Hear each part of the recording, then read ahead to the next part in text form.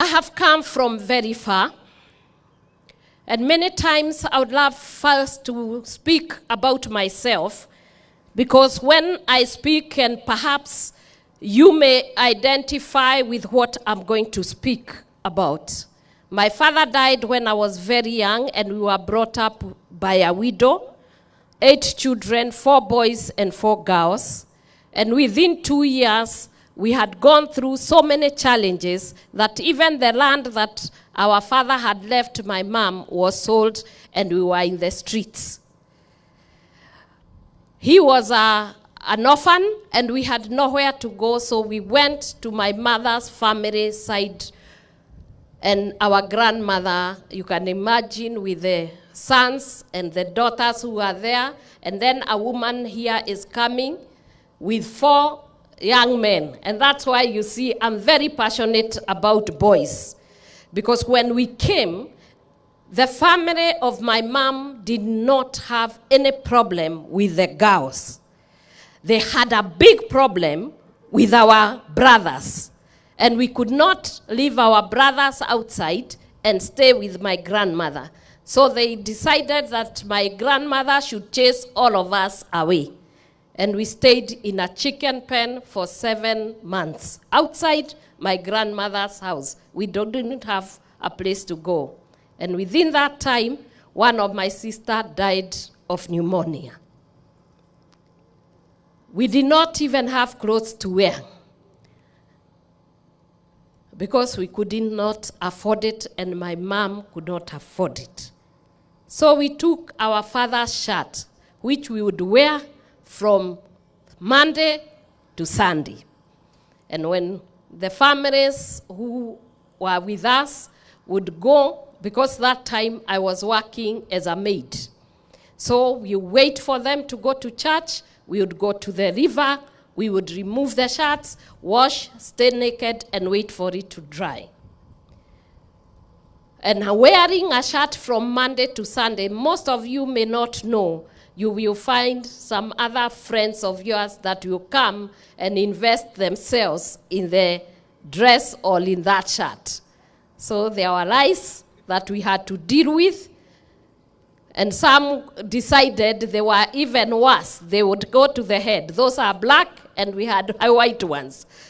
So during the day, you'd have to deal with the ones in the head and the ones in the evening, there was bed bag. And because we stayed in a chicken pen, we had also jiggers. But when you look at me today, it's a different story. I know many of us, you are coming from very different backgrounds, and maybe you think you are the only ones who have such kind of challenges. We have gone through them, and we have seen them, but I can stand here as a testimony. You will overcome, and you will finish, and you will finish strong. There is a hope for tomorrow. Do what is right, because you have just come. You are freshers here. There are many people who have been waiting for you girls. There are also men who are being waited by these girls as well. So when I look at you, it is up to you to determine and make sure whatever brought you here, focus. We do what? Focus. Have faith in yourself and have faith in God. And because I can see Chuka University from what I have just seen here, you have a great background that suggests that you have good chaplains, you have good lecturers, you have good everything. And all of you, you go to the same lecture hall, you'll be taught the same. And therefore, you don't need to mind about your background, because your head has nothing to do with the background. Your brain has nothing to do with your background. You yourself have everything to do with your success or your failure. And it is my prayer that you will keep steady and study very hard. Alcohol and substance abuse are some of the things that destroyed some of the people we were with. Today, if you go and look at them at age 58 and you compare with what I am now, you would think they are people who are 78 years. Because the weather has beaten them and challenges of life have faced them and they don't know what to do. I pray for you that you will be able to take care and make sure that you come out with your degree. And I pray also, because we are working very hard, to make sure when you come out, there will be jobs for you. Family values are very important. I remember my mom talked to me many times, and she told me, Dorcas, when you go there, I will not be there to tell you yes or no, or stop or don't stop. You go there with your conscience and decide what you want to do. If you want to go and sleep with every boy that is there, it is your shauri. That's how she used to talk. If you go there and you decide that you are going to work, I will pray for you, and I know at the end of the day, you will become a great person. What people were talking about, your uncles were saying you will amount to nothing. I know you will amount to something, and determinant is you. And I'm telling you the same thing that my mother told me.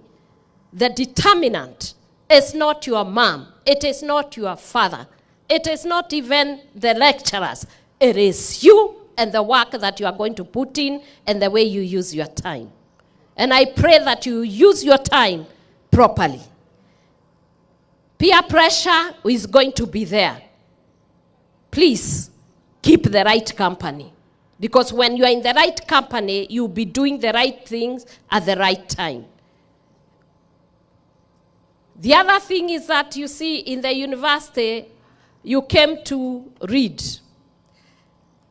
And now you'll be given your degrees to go and do what appertains to that degree. But when we are here, I have seen, and there's nothing new under the sun. What you are doing, boyfriends were there, girlfriends were there. There's nothing new.